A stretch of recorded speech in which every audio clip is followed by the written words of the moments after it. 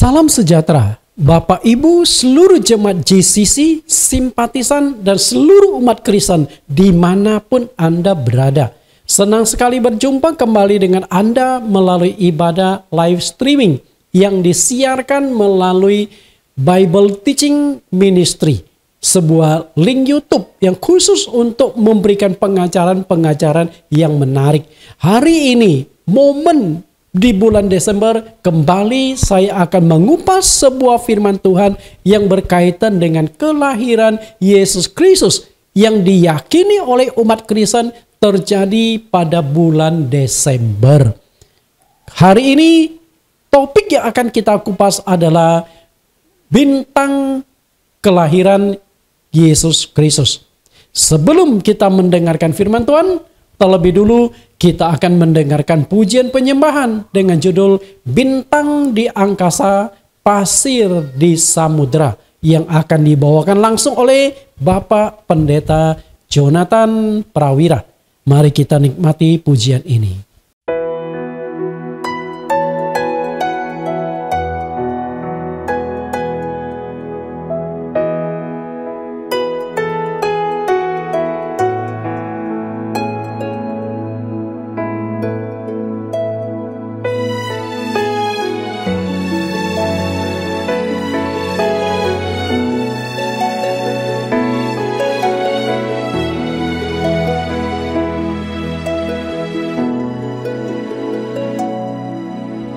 Di setiap perjalanan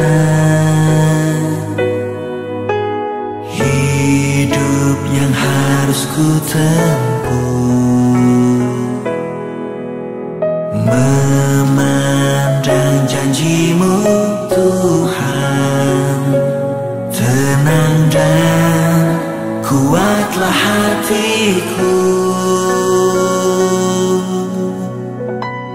Sebanyak bintang di angkasa,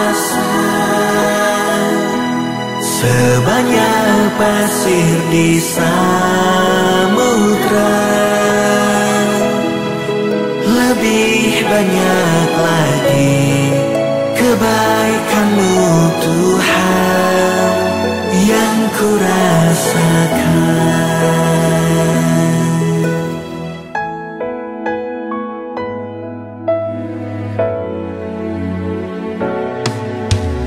Di setiap perjalanan hidup yang harus ku tempuh, memandang janji-Mu Tuhan, tenang dan kuatlah hatiku. Sebanyak bintang di angkasa,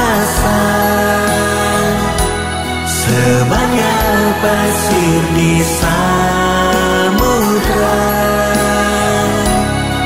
lebih banyak lagi kebaikan-Mu Tuhan yang ku rasakan.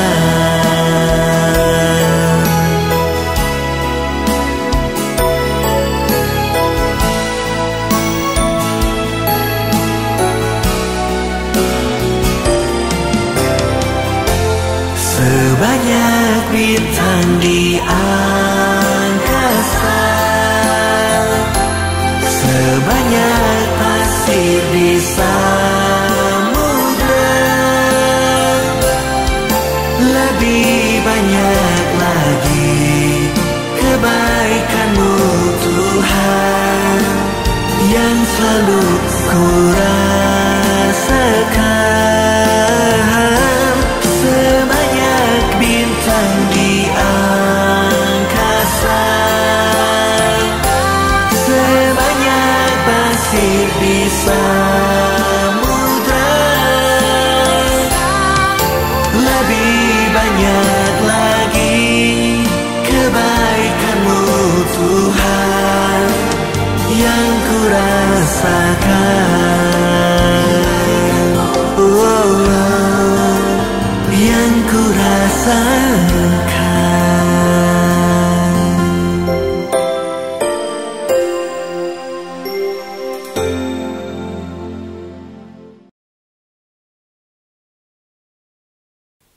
Bapak Ibu yang saya kasihi, senang sekali bisa berjumpa dengan Anda bertatap-tatapan muka walaupun kita dipisahkan oleh jarak, oleh ruang. Sehingga saya dengan Anda mungkin antar kota, bahkan antar negara.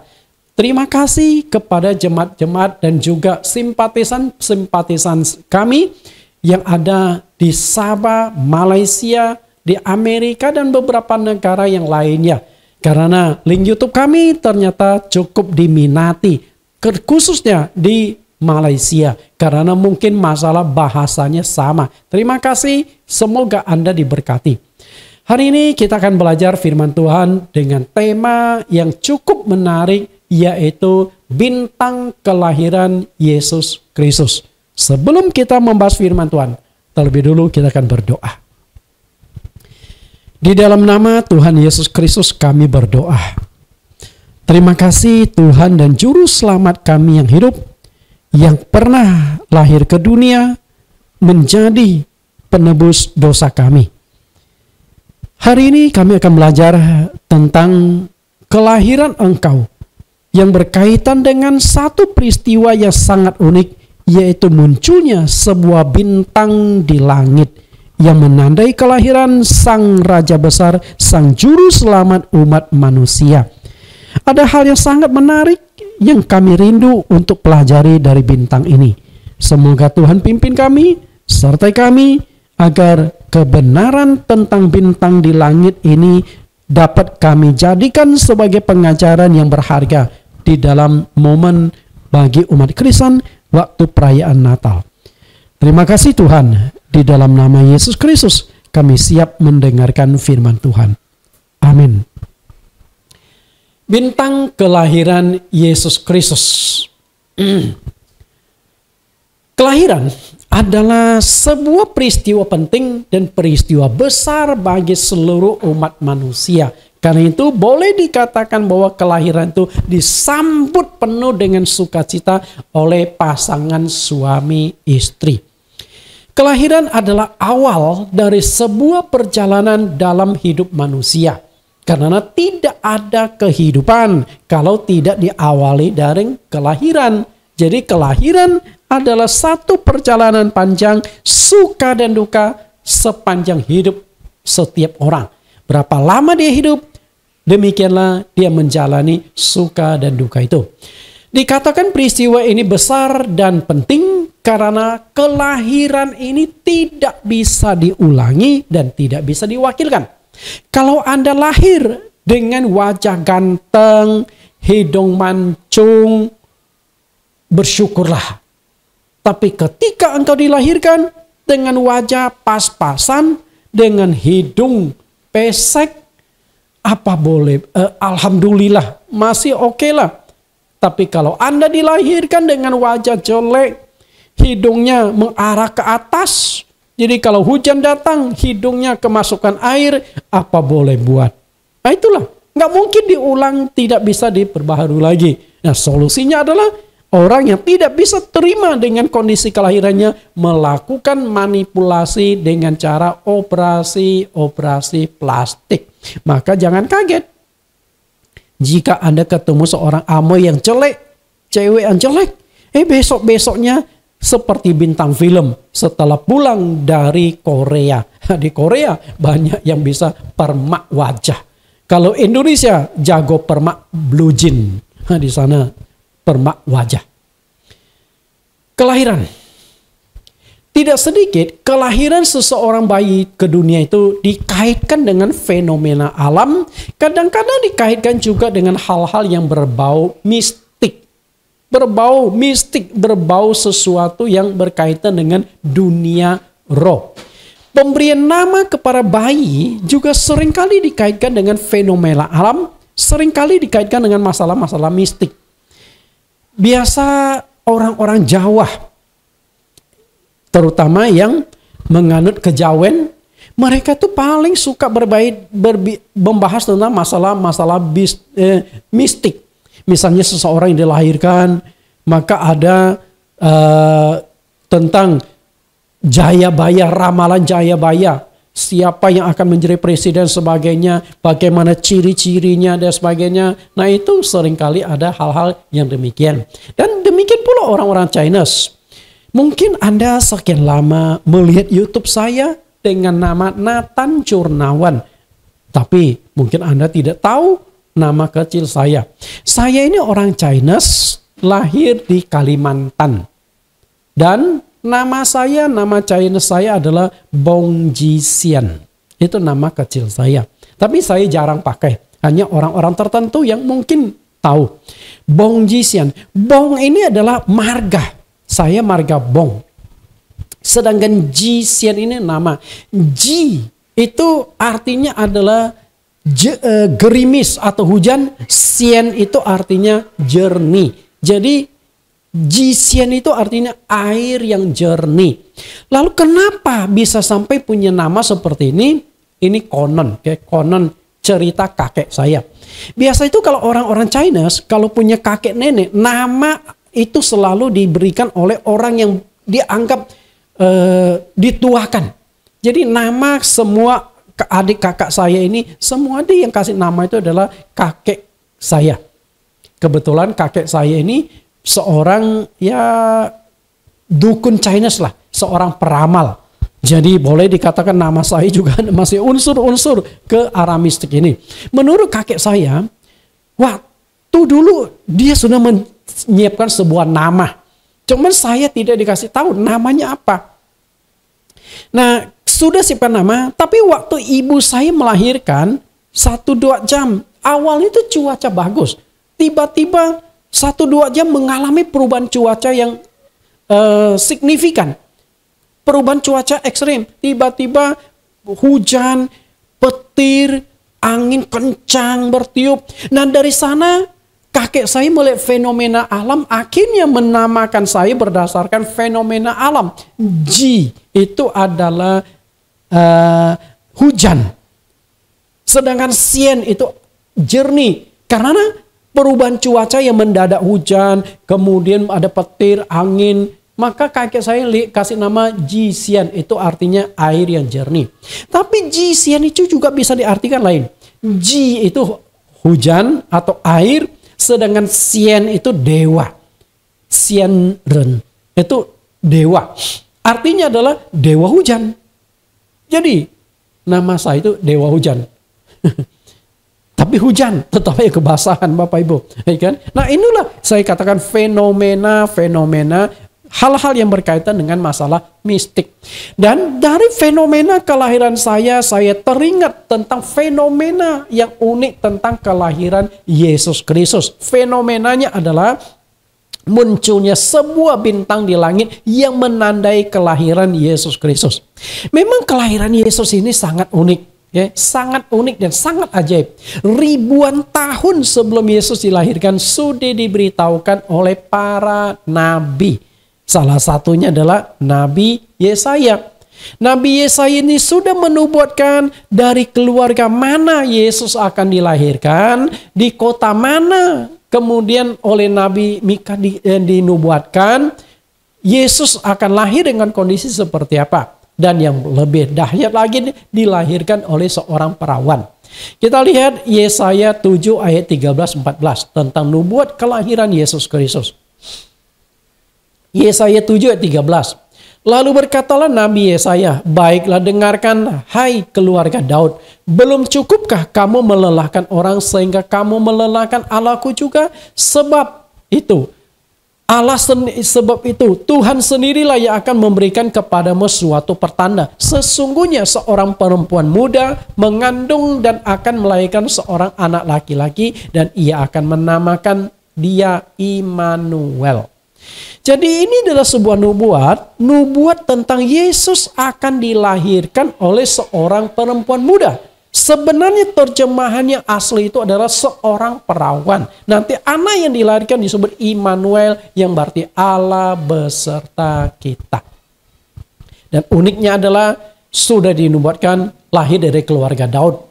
Kalau lahir dari lahir dari suku Yehuda, ini kan salah satu dari 12 suku. Tapi kalau keluarga Daud dari suku Yehuda, Itu kan banyak kepala keluarga. Tapi yang dipilih adalah keluarga Daud. Artinya disinilah sebuah keunikan nubuat yang sangat tajam. Selain itu dilahirkan oleh seorang perawan. Salah satu keajaiban yang berkaitan dengan kelahiran Yesus Kristus adalah munculnya sebuah bintang yang menandai kelahirannya. Dan ada hal yang sangat menarik yang bisa kita pelajari berkaitan dengan bintang kelahiran Yesus. Kita baca dulu ayatnya, Matius 2 ayat 1-2. Sesudah Yesus dilahirkan di Bethlehem di tanah Yudea, pada zaman Raja Herodes, datanglah orang-orang Majus dari timur ke Yerusalem dan bertanya-tanya, di manakah dia, orang Yahudi yang baru dilahirkan? Kami telah melihat bintangnya di timur dan kami datang untuk menyembah dia. Dia tinggal di timur, orang Majus ini, tapi bintang muncul di timur, berarti ke sana lagi. Timur ke timur.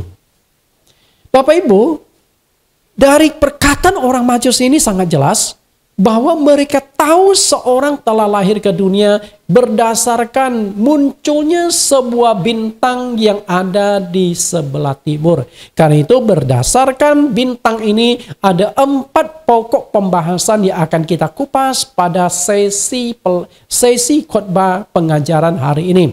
Yang pertama, bintang itu adalah milik pribadi Yesus Kristus. Yang kedua, bintang itu menuntun orang mencari sampai menemukan Yesus. Yang ketiga, bintang itu memberikan sukacita. Dan yang keempat, bintang itu memiliki terang melebihi bintang lainnya.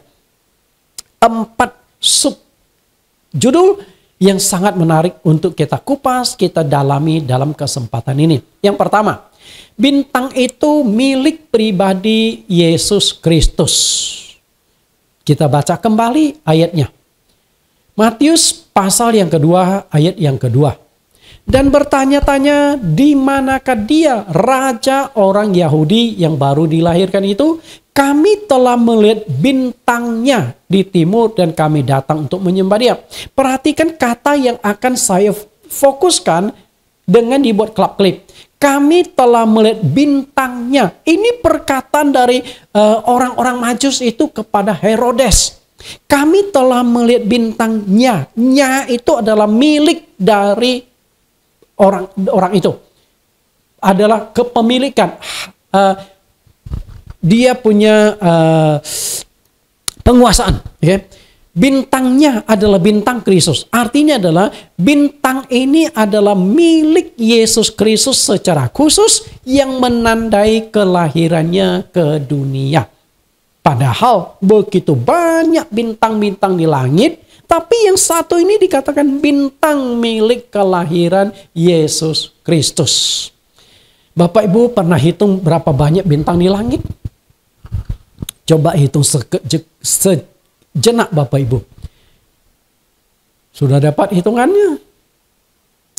Sesungguhnya ada berapa banyak bintang-bintang di langit?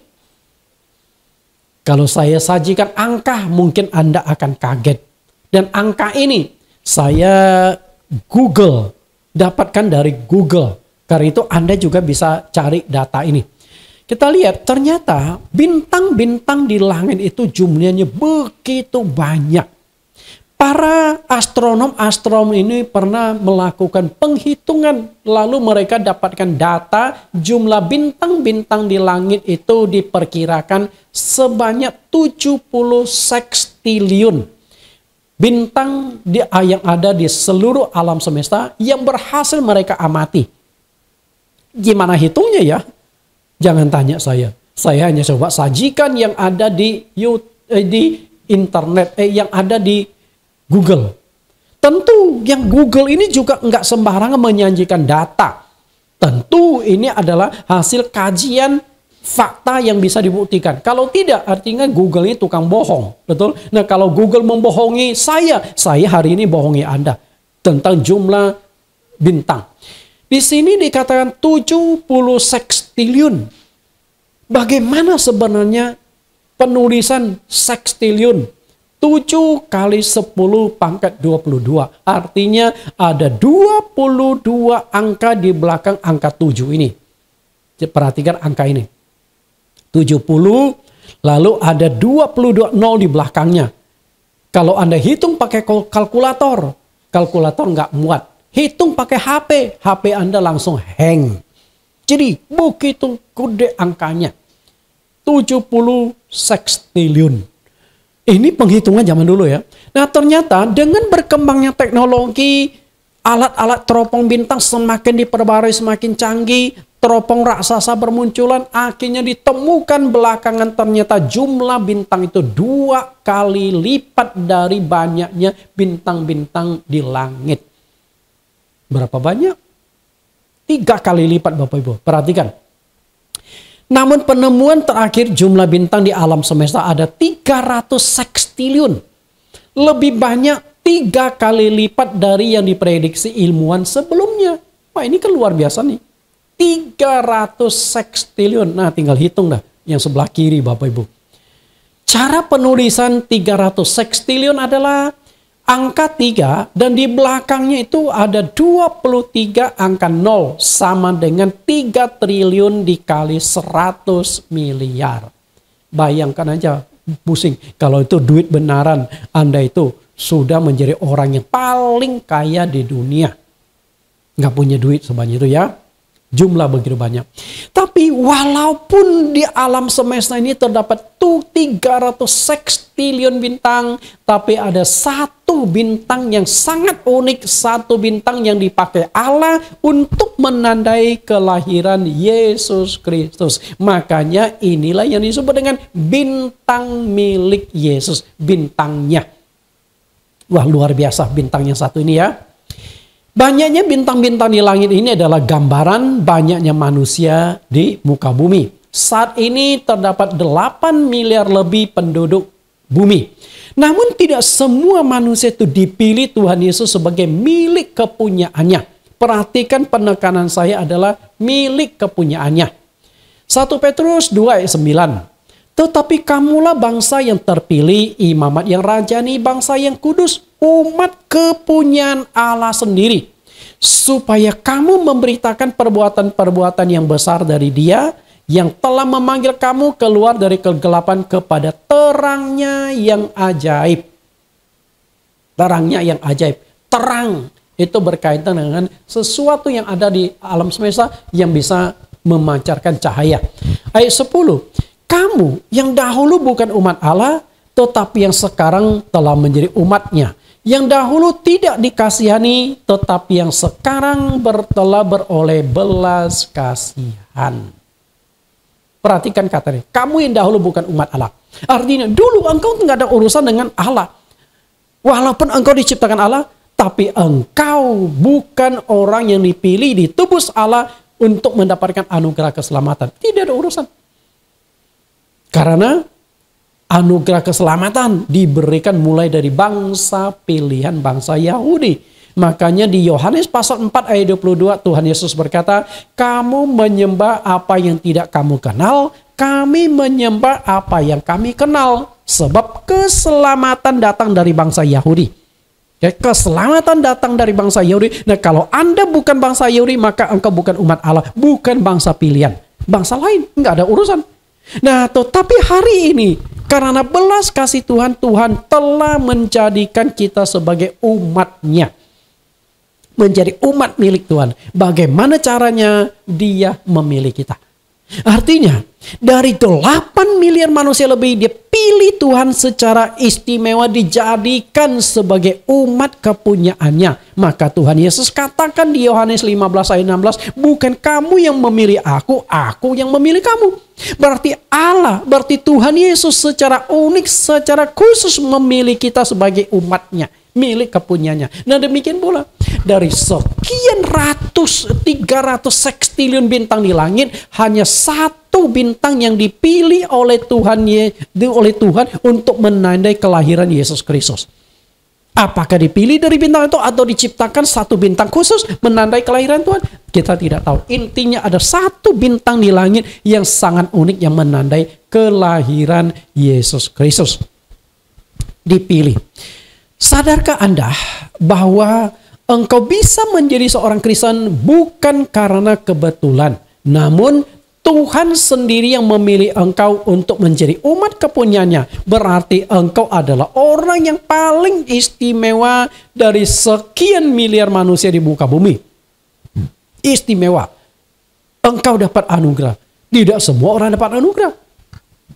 Mengingat tidak semua orang itu percaya kepada Yesus. Kita adalah bintang atau umat yang telah dipilih Tuhan Yesus.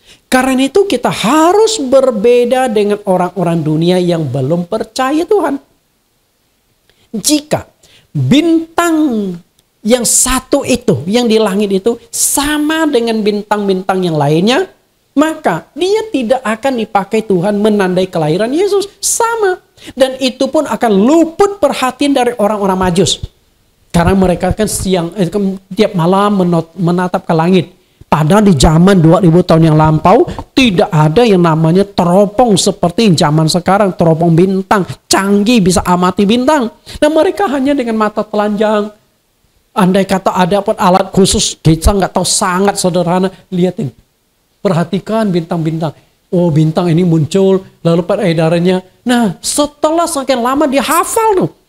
Begitu gedenya langit, mereka tuh hafal itu. Begitu ada satu bintang yang berbeda dengan bintang lainnya muncul, mereka tahu, wah ini ada satu bintang beda ini.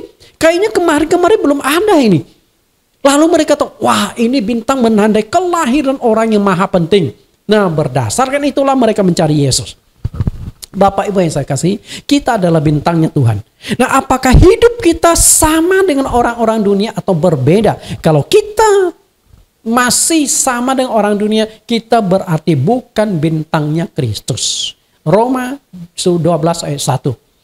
Karena itu saudara-saudara, demi kemurahan Allah, aku menasihatkan kamu supaya kamu mempersembahkan tubuhmu sebagai persembahan yang hidup, yang kudus, yang berkenan kepada Allah, dan itu adalah ibadahmu yang sejati.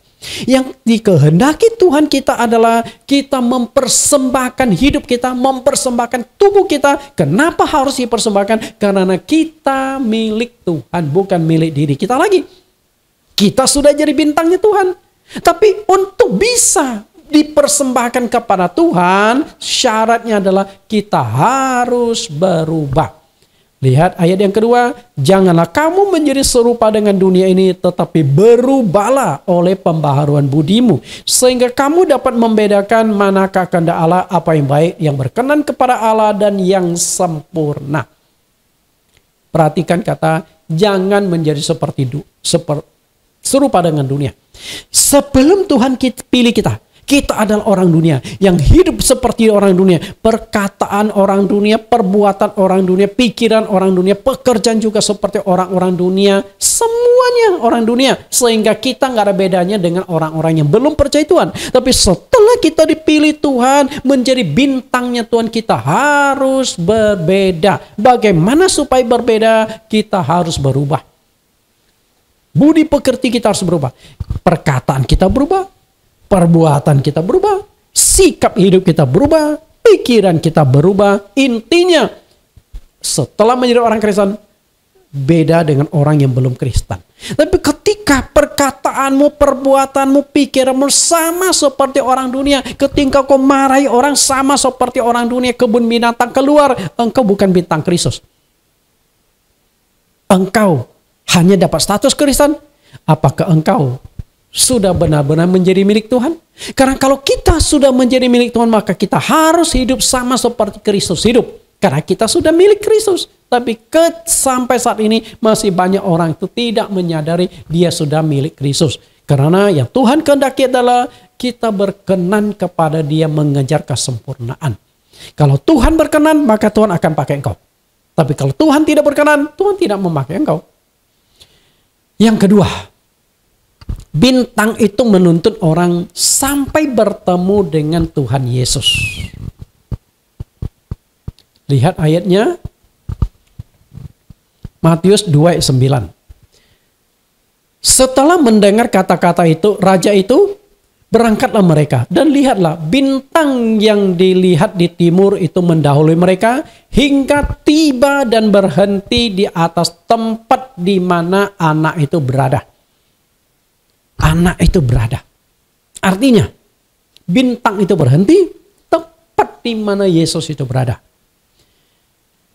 Perjalanan. Orang Majus dalam bahasa Yunani itu disebut magos. Artinya orang yang ahli dalam hal ilmu perbintangan dan ahli dalam menafsirkan mimpi. Maka mereka disebut orang Majus. Jadi Majus ini bukan nama, tapi sebuah sebutan untuk sekelompok orang yang menguasai bintang ilmu perbintangan. Maka tidak heran begitu ada satu bintang yang berbeda muncul, mereka tahu ini orang yang lahir adalah orang yang penting. Maharaja telah lahir. Selain itu mereka punya kemampuan menafsirkan mimpi. Makanya setelah bertemu dengan Herodes, lalu Tuhan mengingatkan lewat mimpi dan mereka tuh nangkap apa yang dimaksud, yang dikehendaki oleh Tuhan, yaitu jangan sampai kembali ke Herodes karena Herodes sedang mengincar Yesus untuk dibunuh. Andai kata mereka tidak mengerti mimpi, jangan-jangan sudah dapat mimpi datang lagi kepada Herodes. Herodes, kami mimpinya ini, tapi kami nggak mengerti apa. Lalu Herodes tanya, apakah sudah ketemu bayi itu? Oh sudah, kami sudah ketemu, kami menyembah, kami sudah serahkan emas ke menyanmur, kami sudah ketemu orang tuanya. Herodes bertanya, di mana alamatnya? Aku akan datang menyembah. Padahal Herodes mau bunuh bayi Yesus. Habislah. Karena itulah orang Majus adalah ahli perbintangan dan ahli mimpi.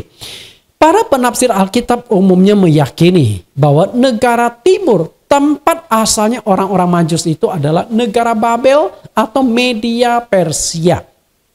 Atau tepatnya di Ur-Kasdim.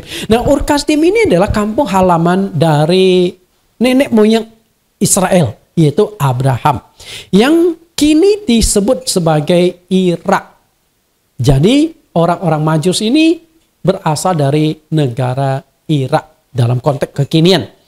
Jarak dari Irak atau Baghdad ke Yerusalem adalah 1005 km. Jadi orang Majus itu harus menempuh perjalanan berbulan-bulan dari Irak menuju ke Israel, tepatnya di kota Yerusalem. 1005 km. Anda jangan bayangkan zaman sekarang. Kalau zaman sekarang 1000 km naik pesawat tidak lama sampai dekat. Betul nggak? Dari sini ke Surabaya itu pun sudah ratusan kilometer. Betul? Tapi zaman dulu belum tentu ada aspal. Jadi mereka lewat kemungkinan itu pakai onta. Menggunakan onta perjalanan. Dan itu pasti memakan waktu berbulan-bulan baru bisa sampai ke Yerusalem. Dari hasil pengamatan bintang di langit, orang-orang Majus itu tahu bahwa ada seorang raja besar telah lahir ke dunia. Namun di mana persisnya tempat raja itu dilahirkan, mereka tidak tahu. Mereka hanya tahu, di negara Israel. Nah, sampai di Israel mereka datang ke Herodes, ke istana kerajaan. Kalau mereka bisa sampai masuk ke istana, berarti ini orang-orang penting. Yang levelnya bukan level rakyat kecil, tapi orang-orang yang punya nama dan pasti ada pengawalnya, ada serombongan pejabat-pejabat datang. Karena itulah disambut oleh Herodes. Setelah berbicara, mereka hanya tahu. Mereka kenapa datang kepada Herodes? Mereka tuh ingin dapatkan data penduduk. Yang kemungkinan mereka beranggapan kemungkinan Herodes sebagai raja Israel itu tahu di mana orang penting lain. Ternyata sampai ke Herodes sore malah kaget sendiri. Kok kalian tahu? Kami yang belum tahu. Mereka lebih dulu tahu. Sedangkan Yesus lahir di negara Israel, Herodes belum tahu. Orang-orang Israel juga belum tahu. Karena mereka bukan ahli perbintangan. Jadi penting sekali ya pengaruh orang Majus ini yang menandai kelahiran Yesus. Jadi untunglah saat itu mereka bingung karena belum ada Google Map.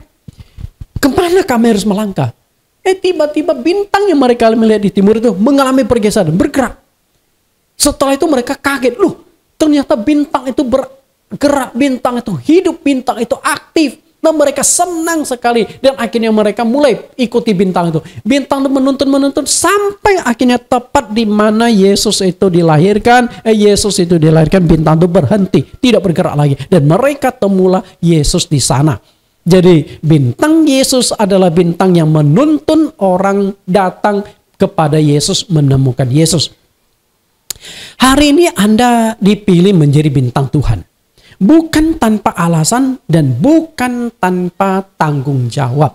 Tuhan memilih kita itu pasti punya tujuan. Lihat kembali 1 Petrus 2 ayat 9. Tetapi kamulah bangsa yang terpilih, imamat yang rajani, bangsa yang kudus, umat kepunyaan Allah sendiri. Supaya kamu memberitakan perbuatan-perbuatan yang besar dari Dia yang telah memanggil kamu keluar dari kegelapan kepada terangnya yang ajaib.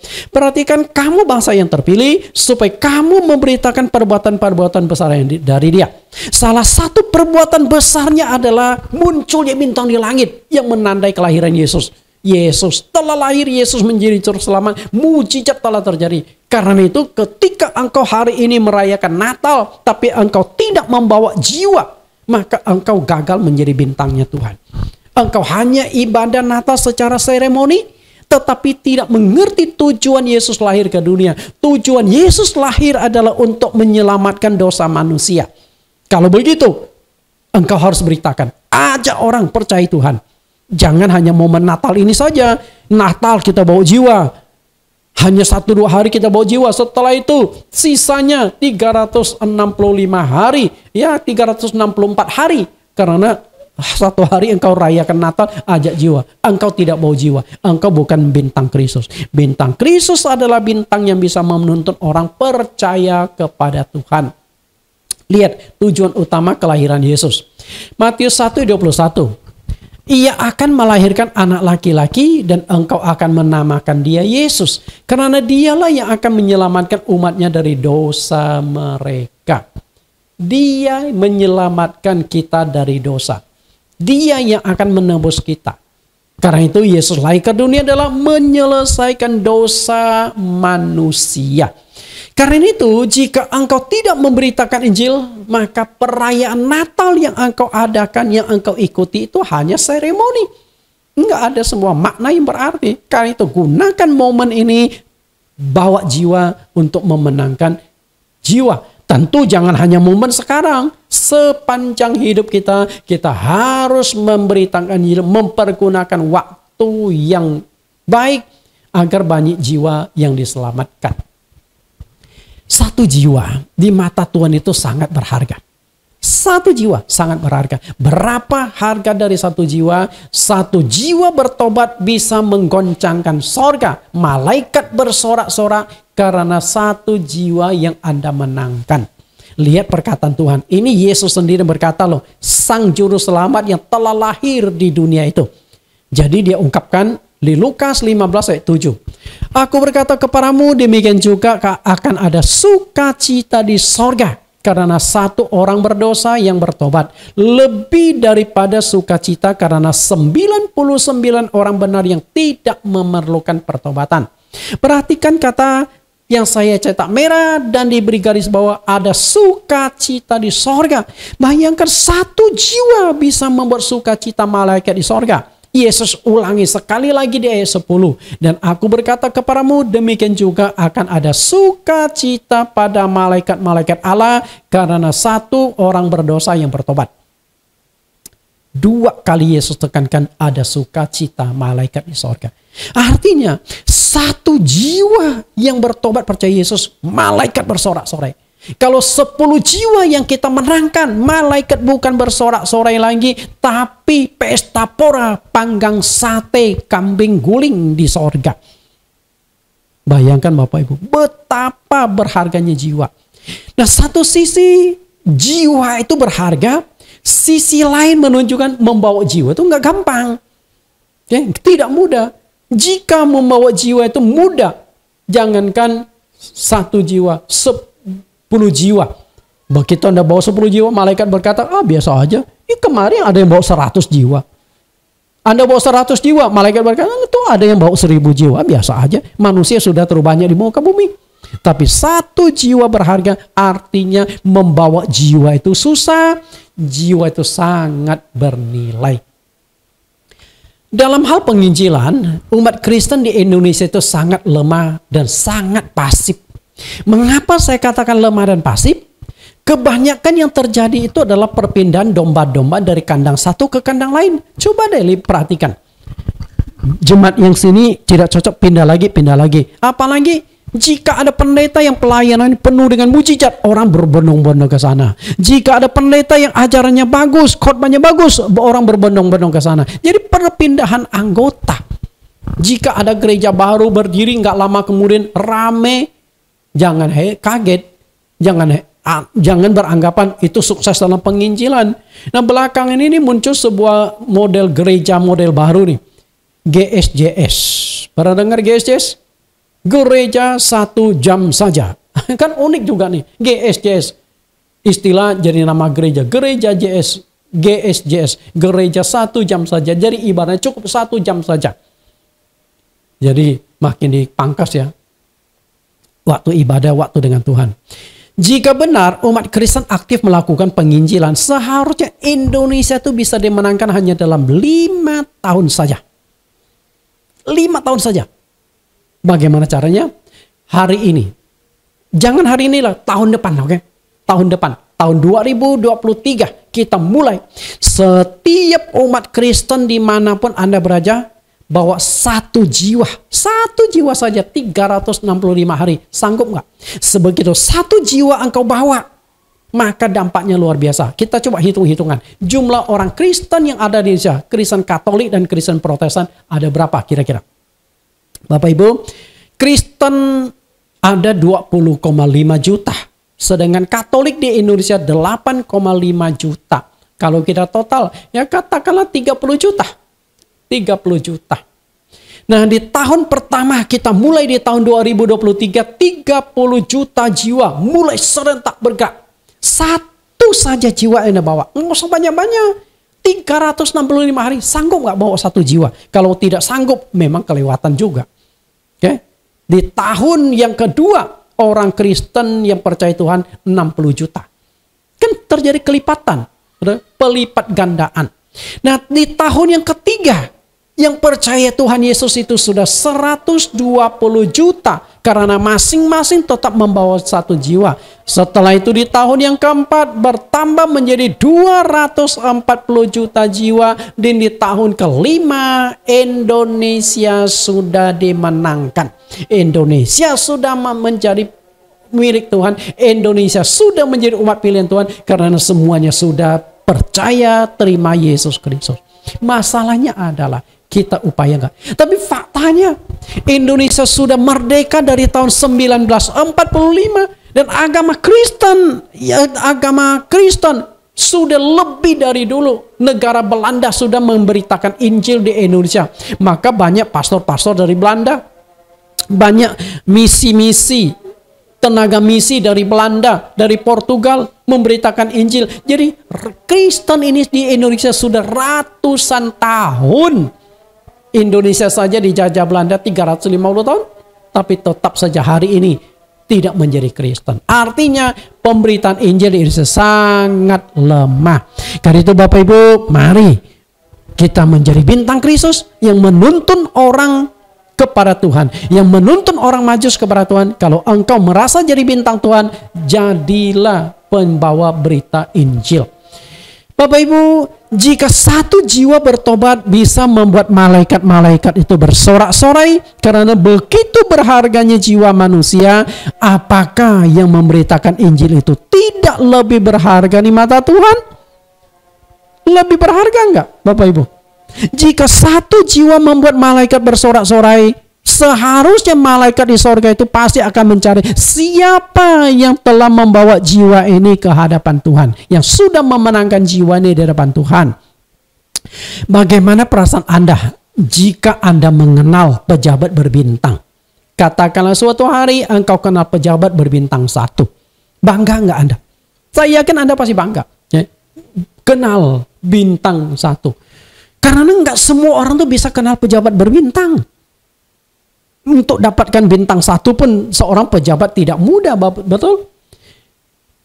Kalau engkau bukan tetangga dia, mungkin Anda punya prestasi tertentu. Anda kaya raya, Anda punya prestasi terkenal di masyarakat. Mungkin Anda bisa kenal sama pejabat berbintang 1. Tapi kalau kita ini orangnya keluarganya biasa saja dan tetangga kita nggak ada yang berbintang, ya Anda untuk untuk bisa dekat kepada pejabat berbintang tidak mudah.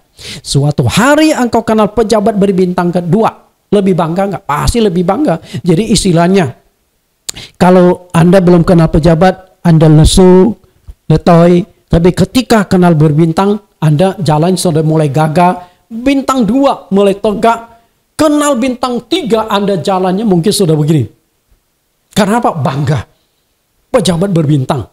Satu kali saya punya seorang teman melanggar rambu lalu lintas. Ya biasalah. Lalu keluarkan handphone, telepon. Teman dia kebetulan dia kenal seorang pejabat berbintang 2 di kepolisian. Pak, sorry, saya tadi buru-buru dan sekarang kena tilang. Bisa nggak tolong saya? Lalu pejabat berbintang itu ngomong, coba operkan handphone saya mau bicara sama polisi yang menilang Anda. Lalu diserahkan, Pak, ini teman saya mau ngobrol. Polisi awalnya juga agak jengkel. Setelah itu mau tidak mau kan handphone sudah disodorkan, lalu diterima. Halo siap. Nah akhirnya terjadi dialog. Nggak tahu apa yang dibicarakan, tiba-tiba polisi itu menyerahkan HP. Pak, ini HP-nya. Pak, silakan lewat. Tapi lain kali jangan langgar lagi ya. Itu saja. Nah setelah dia lewat berkata dalam hati, untung gua kenal pejabat berbintang 2. Kalau enggak, kena tilang gua hari ini. Betul? Artinya engkau mengenal pejabat berbintang, Anda punya backingan, Anda punya andalan, punya pelindung. Nah suatu hari engkau kenal pejabat berbintang 4, mungkin Anda jalannya sudah setengah melihat ke langit. Karena apa? Bangga, sombong, percaya diri. Betul nggak Bapak Ibu? Otomatis. Apalagi suatu hari kenal pejabat berbintang 5. Lebih bangga lagi. Betul? Kira-kira di dunia ini, dalam dunia kemiliteran, ada pejabat bintang paling mentoknya sampai bintang berapa ya? Bintang 1, 2, 3, 4 sudah biasa. Bintang 5. Nah kira-kira ini wajah siapa, Anda tahu nggak? Bintang 5 dia. Bapak Ibu, ternyata dalam dunia kemiliteran ada yang namanya bintang 5. Di seluruh dunia, di Indonesia, seluruh Indonesia hanya ada 3 pejabat yang punya bintang 5. Siapa dia? Kita lihat. Inilah pejabat berbintang 5. Ada Jenderal Besar Sudirman, Jenderal Aha Nasution. Nah yang kita lihat foto tadi itu Aha Nasution. Dan Jenderal Soeharto.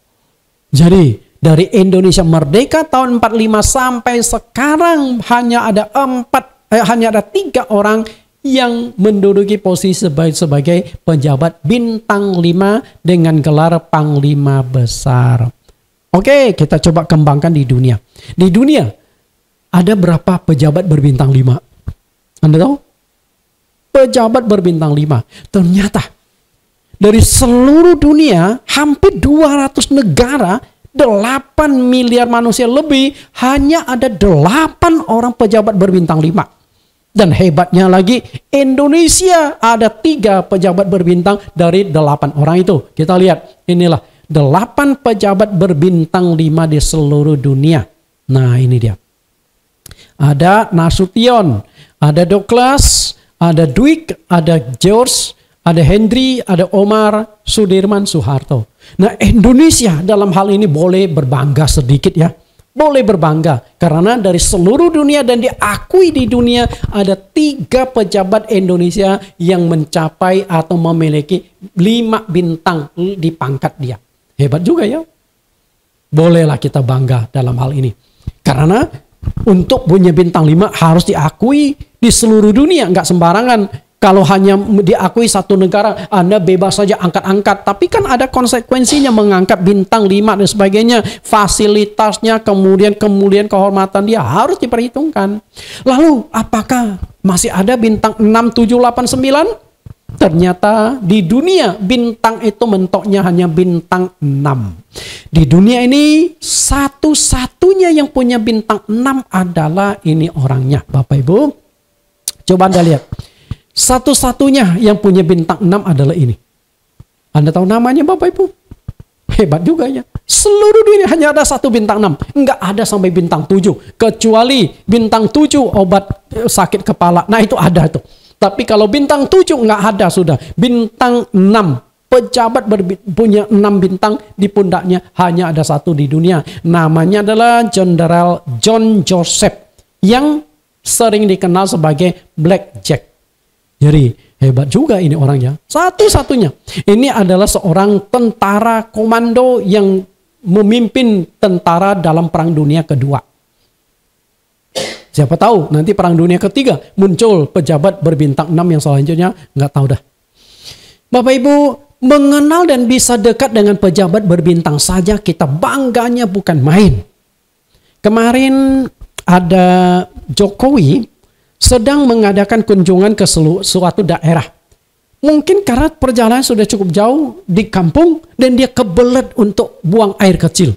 Akhirnya numpang di rumah seorang warga di WC-nya dan itu pemilik rumah itu bangganya luar biasa. Sampai akhirnya berita tuh.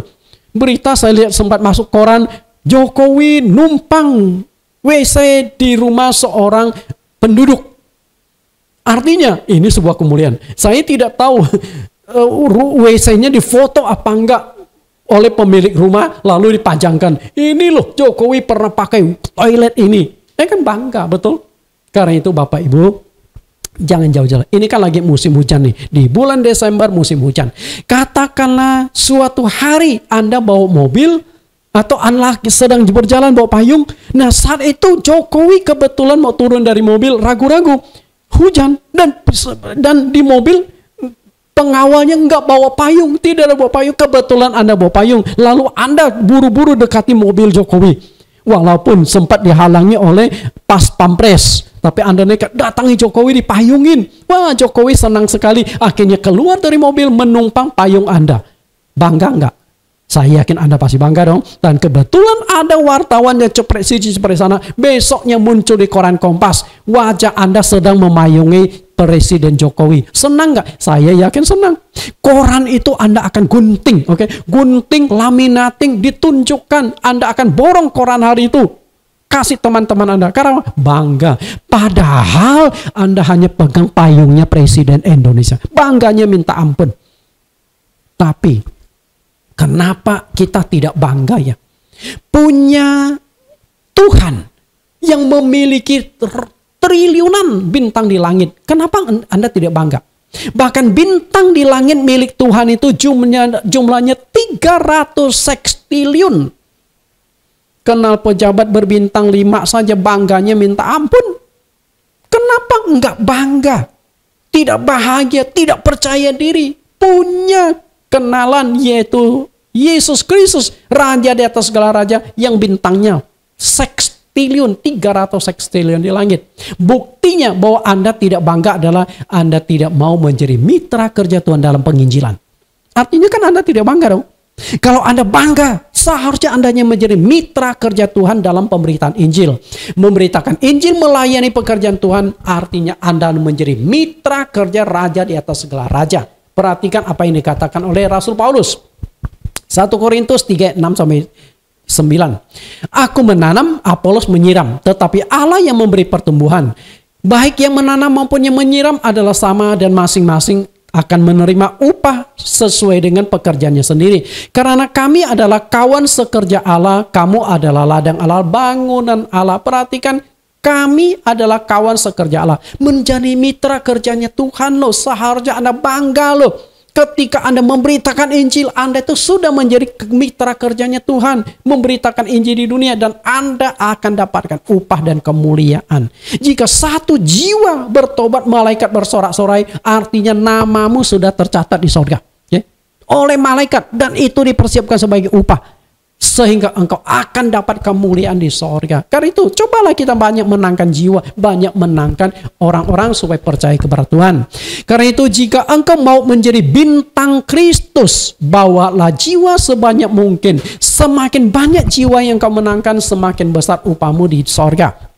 Jadi kalau saya boleh ibaratkan, kalau engkau bawa 1 jiwa, Tuhan beri 1 bintang di langit. 2 jiwa Anda dapat bintang 2. 10 jiwa Anda bawa, maka engkau sudah kalahkan blackjack yang bintang dia hanya ada 6 bintang. Tapi Anda bisa bawa 10 jiwa, Anda dapat 10 bintang. Kan luar biasa tuh. Coba lihat Daniel 12 ayat 3. Dan orang-orang bijaksana akan bercahaya seperti cahaya cakrawala, dan yang telah menuntun banyak orang kepada kebenaran seperti bintang-bintang untuk selama-lamanya. Ternyata orang yang menuntun orang kepada kebenaran, yang membawa jiwa, dia akan seperti bintang-bintang. Maka engkau bawa 1 jiwa 1 bintang, 2 jiwa 2 bintang, 10 jiwa 10 bintang, 100 jiwa yang Anda bawa, bintang Anda sudah tidak sanggup Anda pikul. Dan fasilitas sorga, kemudian rumah yang disediakan di sorga bagi Anda adalah bintang yang 100 itu. Anda jadi jenderal di sorga. Wah, betapa mulianya. Perjuangkan itu. Lalu yang ketiga, bintang itu memberikan sukacita. Bintang itu memberikan sukacita. Kita lihat ayatnya. Matius 2 ayat 9. Ayat 10, Matius 2:10, ketika mereka melihat bintang itu, sangat bersukacitalah mereka. Jadi setelah mereka ikuti bintang, berhenti. Mereka tuh senang sekali, wah bintang berhenti, dan mereka lihat, wah ternyata yang kami cari ada di depan, yaitu Yesus Kristus. Memberikan sukacita. Bintang itu memberikan sukacita kepada orang Majus. Orang Majus yang belum percaya Tuhan. Dan saya yakin bahwa setelah itu orang Majus itu menerima dan percaya kepada Yesus. Karena sejarah sudah mencatat namanya, pasti dapat anugerah yang luar biasa. Karena dia yang memberitakan Yesus telah lahir. Sebagai umat Kristen, apakah dampak kita bagi orang lain? Apa dampak kita? Apakah dampak kita mendatangkan kebaikan atau keburukan? Mendatangkan sukacita atau duka cita bagi orang lain? Tuhan Yesus memilih kita dari dunia dengan harapan agar kita memberikan dampak bagi dunia yang diliputi kegelapan. Karena kita adalah bintang, maka kita harus bisa bersinar bagi kemuliaan. Agar umat Kristen bersinar bagaikan bintang di dalam kegelapan, memberikan dampak secara positif, maka Tuhan kehendaki kita menjadi terang dunia. Perhatikan kehendak Tuhan. Matius 5:14, kamu adalah terang dunia, kota yang terletak di atas gunung tidak mungkin tersembunyi. Lagi pula orang tidak menyalakan pelita lalu meletakkannya di bawah gantang, melainkan di atas kaki dian sehingga menerangi semua orang di dalam rumah itu. Demikianlah hendaknya terangmu bercahaya di depan orang supaya mereka melihat perbuatanmu yang baik dan memuliakan Bapamu yang di sorga. Perhatikan di sini, kamu adalah terang dunia. Kenapa kita disebut terang dunia? Karena kita adalah bintang. Kita sudah dipilih Tuhan menjadi bintangnya. Maka kita harus bisa memuliakan Tuhan, bisa bersinar. Dan demikianlah cahaya kita tuh harus keluar. Harus bisa dilihat. Jangan sampai cahaya redup-redup.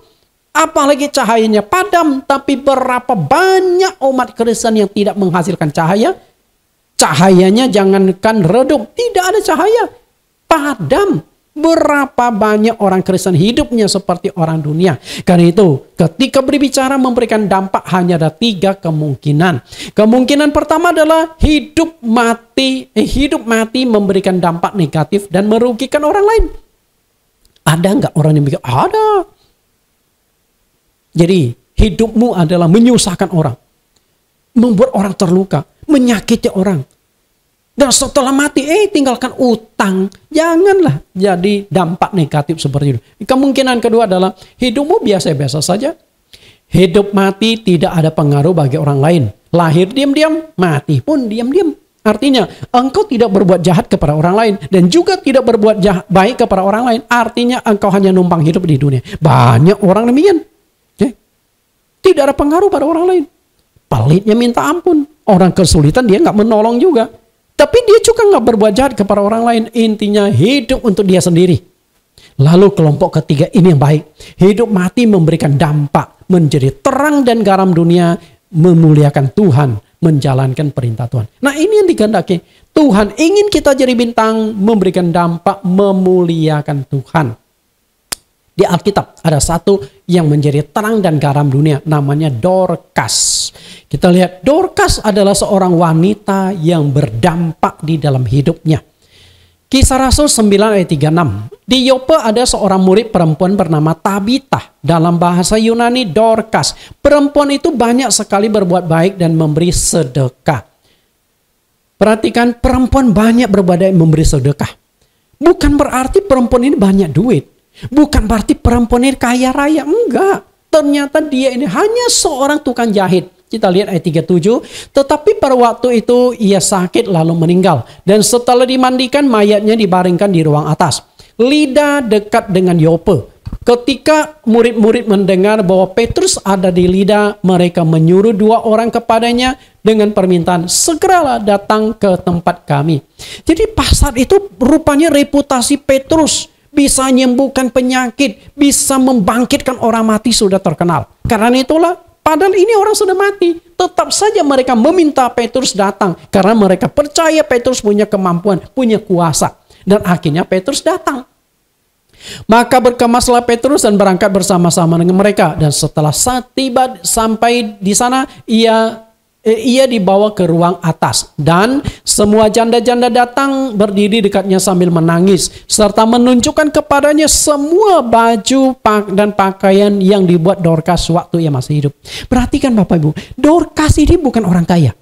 Dorcas ini bukan orang hebat. Dia hanya seorang penjahit, orang kecil. Tapi walaupun dia orang kecil, dia sangat berdampak dalam hidup orang lain. Karena ternyata masih banyak yang janda-janda yang tidak punya duit, janda-janda yang bajunya rombeng-rombeng, tidak bisa jahit, datang kepada Dorcas. Dorcas akhirnya jahit semua. Nih, sini, gua jahitin, gratis semua. Tentu dia pekerjaan Dorcas ini sebagai penjahit, tentu ada terima bayaran dari orang-orang yang punya duit. Tapi yang gak punya duit digratisin. Luar biasa. Maka setelah dia meninggal, janda-janda itu kehilangan. Orang-orang miskin itu merasa kehilangan, sayang orang baik begini cepat meninggalnya. Mereka minta supaya Petrus, tolonglah engkau bisa buat apa-apa. Lalu Petrus mulai berdoa. Tetapi Petrus menyuruh mereka keluar, lalu ia berlutut dan berdoa. Kemudian ia berpaling ke mayat itu dan berkata, Tabita, bangkitlah. Lalu Tabita membuka matanya dan ketika melihat Petrus, ia bangun lalu duduk. Kita lihat. Tabita bisa hidup kembali karena apa? Karena janda-janda yang minta Petrus datang. Karena janda-janda yang sudah merasakan jasa dari Tabita. Orang baik ini jangan cepat meninggal. Umurnya diperpanjang supaya bisa makin banyak berbuat baik. Itulah prinsipnya.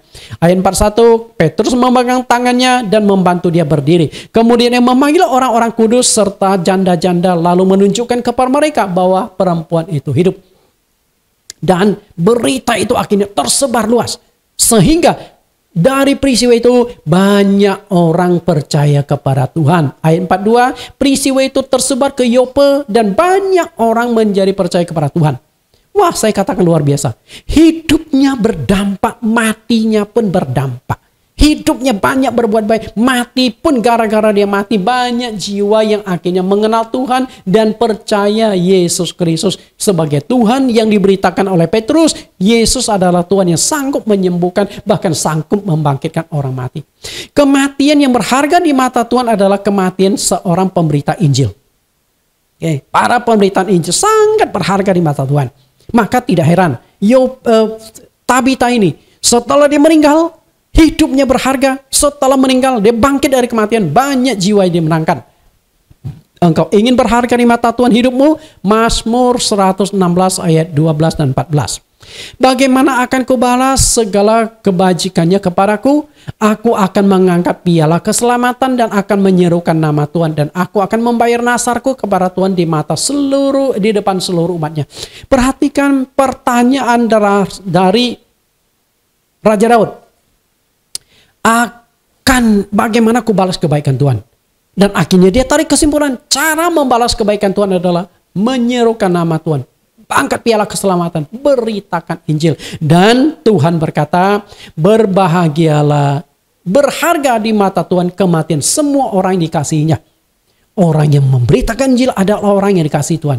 Orang yang memberitakan Injil adalah orang yang berharga di mata Tuhan. Jika satu jiwa membuat malaikat bersorak-sorai, maka jiwa yang Anda bawa diperhitungkan sebagai upah yang engkau akan terima di surga nanti. Karena itu mari kita makin bawa jiwa. Di tahun 2023, mari seluruh jemaat, terutama jemaat GCC, kita menangkan makin bawa jiwa agar makin banyak orang yang percaya kepada Tuhan. Dan yang terakhir, memiliki terang melebihi bintang lainnya. Kita lihat kembali ayat ini. Matius 2 ayat 2. Dan bertanya-tanya di manakah dia raja orang Yahudi yang baru dilahirkan itu. Kami telah melihat bintangnya di timur dan kami datang untuk menyembah dia. Melihat bintangnya. Artinya apa? Bintang itu pasti berbeda dan lebih terang sehingga bisa dibedakan. Seandainya Yesus dilahirkan lalu muncul sebuah bintang, tapi bintang walaupun itu milik Tuhan, tapi tidak ada bedanya dengan bintang lain. Dari mana orang Majus itu bisa tahu? Tadi saya sudah katakan 300 sekstilion bintang yang ada di langit. Artinya bintang ini sangat istimewa. Pasti jauh lebih terang. Sinarnya mungkin lebih tajam atau kelap-kelipnya lebih menarik sehingga orang Majus bisa bedakan. Wah, ini bintang beda nih. Ini sudah menandakan kelahiran seorang yang sangat penting. Nah, dari bintang itulah mereka mencari Tuhan. Bapak Ibu yang saya kasih, bintang yang menandai kelahiran Yesus pasti berbeda dari 300 sekstilion bintang yang ada di langit. Jika bintang itu sama, bagaimana orangnya Majus ini bisa tahu dan bagaimana mereka tahu bahwa seorang yang maha penting, seorang raja, segala raja telah lahir ke dunia, mereka pasti tidak akan tahu karena nggak bisa bedakan. Tapi karena sinarnya lebih terang, maka dia bisa melihat. Di langit itu ternyata ada dua macam bintang. Yaitu bintang semu. Bintang semu adalah bintang yang tidak menghasilkan cahaya sendiri, tetapi mengambil pantulan cahaya dari bintang yang lain. Rupanya ada demikian ya. Anda pernah duduk di bangku sekolah? Ini pelajaran IPA. Bintang semu adalah bintang yang tidak menghasilkan cahaya, dia ambil pantulan. Sedangkan jenis bintang kedua adalah bintang nyata, yaitu bintang yang menghasilkan cahayanya sendiri. Nah, pertanyaannya adalah Anda termasuk bintangnya mana? Bintang semu atau bintang nyata? Tanpa disadari, mayoritas umat Kristen itu masih menjadi bintang semu, tidak pernah bercahaya, tidak menonjol. Di dalam hidupnya biasa-biasa saja, tidak ada sesuatu yang bisa dibanggakan. Bapak Ibu yang saya kasih, banyak umat Kristen menjadi bintang semu tanpa mereka sadari. Hidup mereka nggak menonjol, bahkan tidak ada bedanya orang-orang dunia. Karena itu jadilah bintang Kristus supaya kita bisa dibedakan menjadi memiliki terang melebihi bintang lain. Nah, penyebab kita tidak bisa bersinar karena hidup kita tidak ada perubahan, tidak ada bedanya dengan orang-orang yang tidak percaya. Karena kita belum berubah. Ketika engkau berubah, maka engkau berbeda. Agar kita bisa berdampak, maka kita harus memiliki suatu kelebihan. Mungkin bukan uang yang engkau miliki lebih dari orang lain, tapi karaktermu, perkataan, perbuatan engkau harus berbeda, engkau harus lebih, engkau harus menjadi teladan, maka engkau akan bersinar, engkau berbeda, engkau akan lebih terang. Jadi engkau bisa dibedakan. Bapak Ibu yang saya kasih, bintang kelahiran Yesus bisa dikenal orang Majus karena punya kelebihan, keunikan, dan menonjol dari bintang-bintang lainnya. Dan itu penting. Jika engkau tidak punya kelebihan dan tidak punya potensi apapun, engkau sama sekali tidak punya kekuatan untuk berdampak. Jadi ketika kita ingin berdampak, itu pun ternyata butuh kekuatan loh Bapak Ibu. Apa yang engkau miliki? Perhatikan perkataan dari Jack Ma, salah satu orang terkaya di dunia, mungkin yang terkaya di China. Jack Ma berkata, ketika kamu miskin, belum sukses, semua kata-kata bijakmu terdengar seperti kentut. Tetapi ketika kamu kaya dan sukses, kentutmu terdengar sangat bijak dan memberikan inspirasi. Nah, kalimat ini saya suka sekali. Tinggal dibalik saja. Artinya apa? Engkau punya kekuatan berdampak. Jack Ma bisa berkata karena dia punya duit.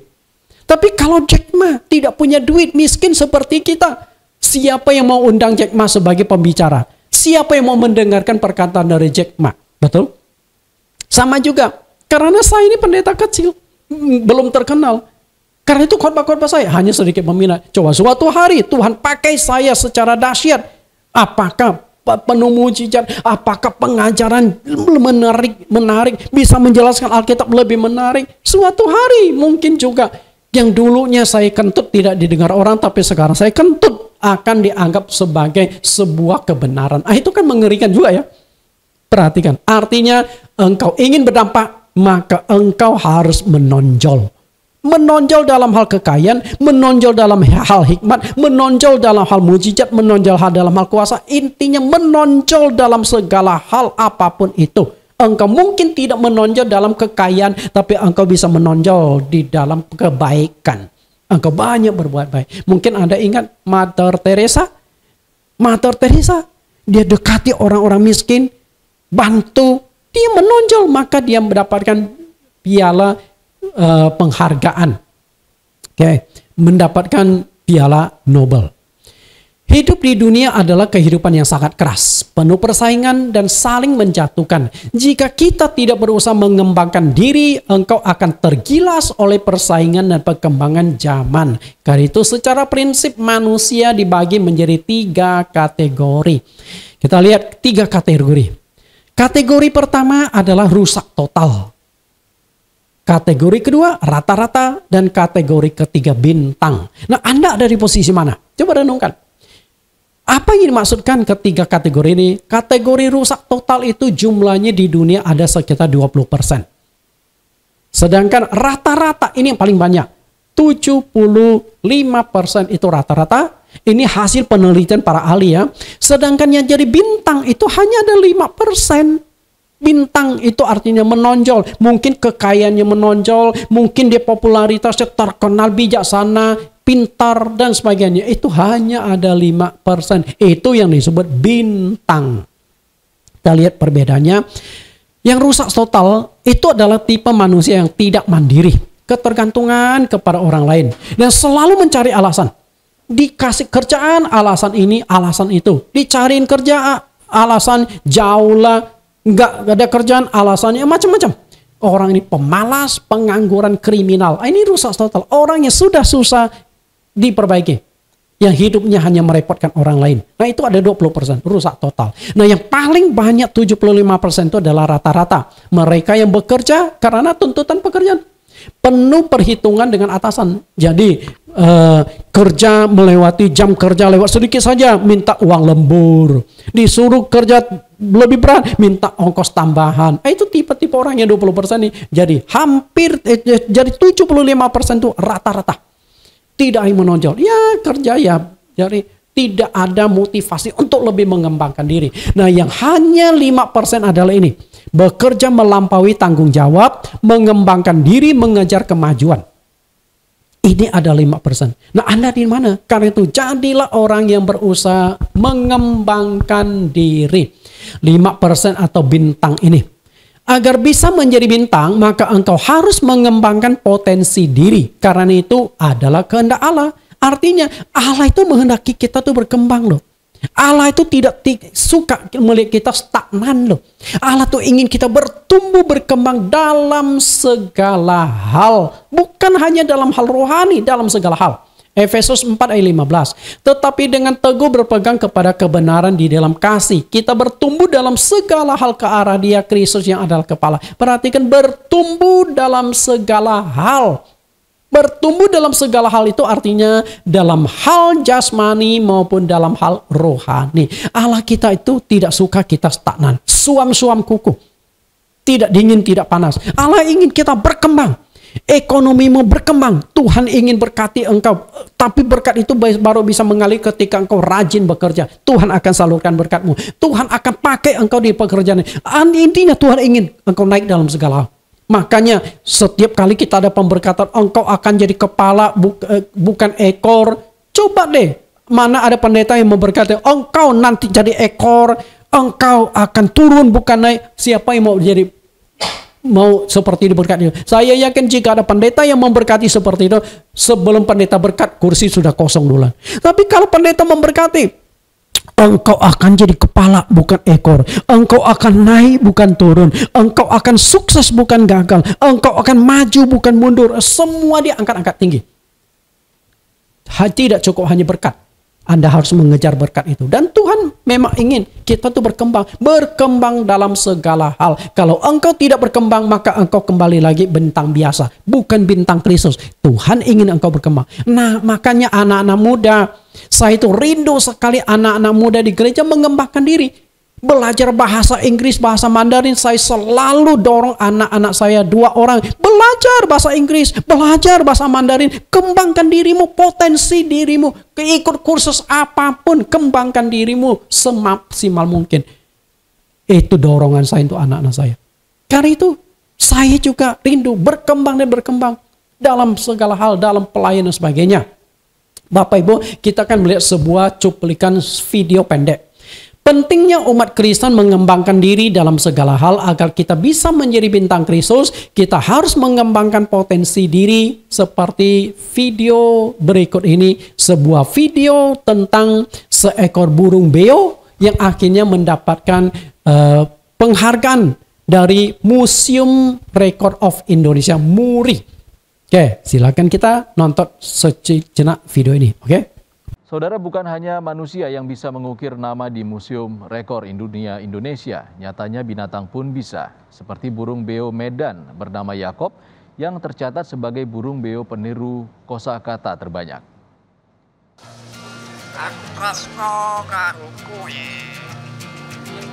Aduh, saya digombalin loh. Tapi digombalin bukan sama manusia, tapi digombalinnya sama Yakob si beo ajaib. Kenapa ajaib? Karena Yakob ini adalah beo Medan, usianya 13 bulan.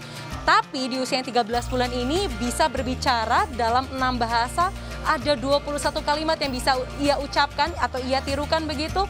Aduh, Yakob pintar sekali ya. Baik. Beo yang satu ini memang pintar.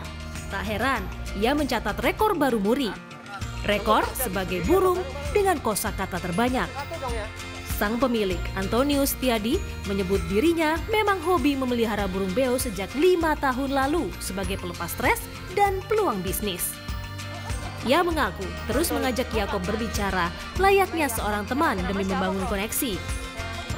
Metode ini dirasa ampuh karena kala sang burung beo menganggap sang pemilik sebagai kelompoknya, maka akan lebih tanggap menirukan suara di sekitarnya. Kemudian waktu itu kami tuh sempat pesan, kok lama sekali katanya baru diajarin Pak, begitu. Sehingga terus kemudian saya putuskan untuk beli 2 ekor. 2 ekor untuk saya coba ajarin sendiri.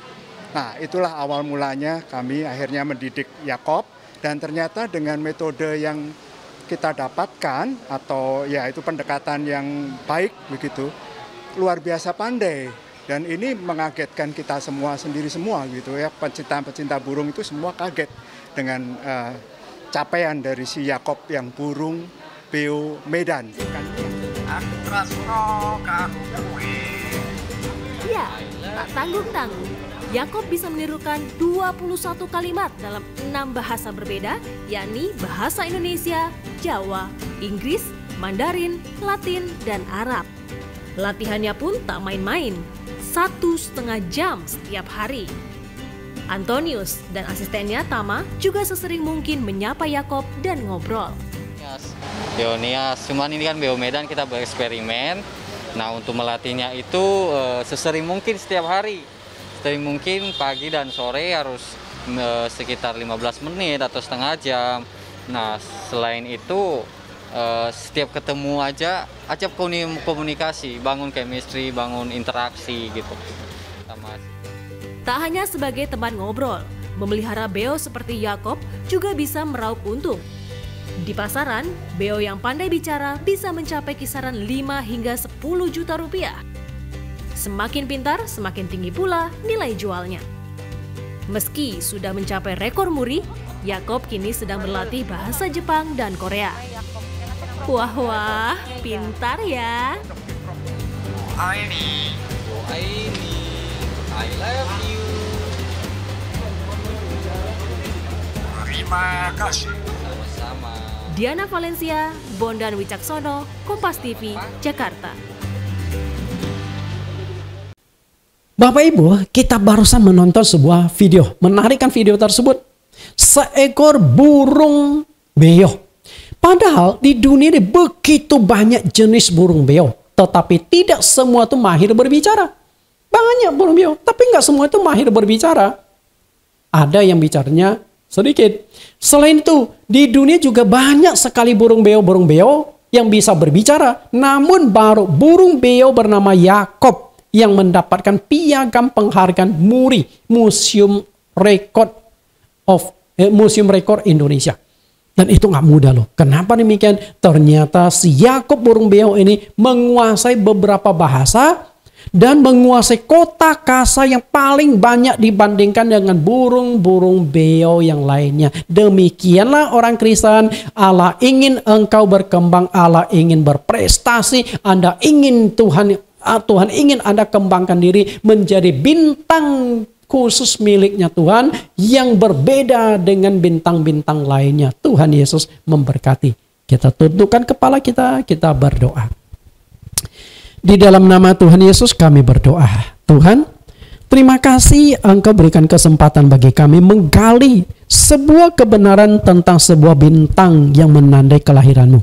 Banyak orang merayakan Natal sebagai hari kelahiran-Mu, tapi mereka luput memperhatikan bintang yang satu ini. Padahal bintang ini begitu penting yang menandai kelahiran-Mu. Hari ini kami diajar, diberikan pengertian bagaimana menjadi bintang Kristus. Ketika kami bisa menjadi bintang Kristus, maka hidup kami akan berharga. Hidup kami akan dipakai untuk kemuliaan-Mu. Karena itu ketika kami tidak bisa menjadi bintang Kristus, maka ketika kami merayakan Natal pun tidak ada gunanya.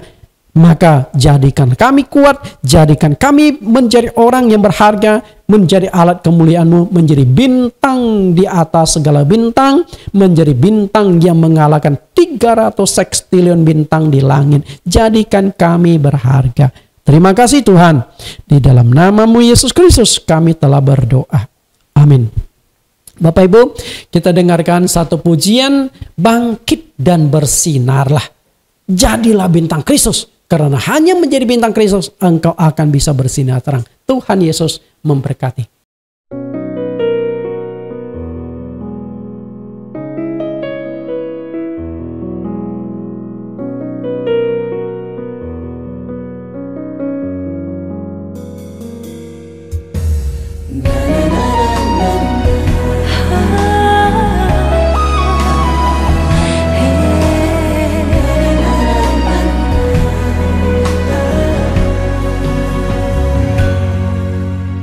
Sekalipun tak ada yang dapat kita harapkan, Tuhan pasti tetap sanggup menjadi jawaban. Sekalipun tak banyak yang dapat kita perbuat, dalam Tuhan kita bisa bawa perubahan. Bangkit dan bersinarlah seperti bintang-bintang yang menunjukkan arah di tengah kegelapan. Kuat dan bertahanlah sampai pada akhirnya. Kemuliaan terbit atas kita.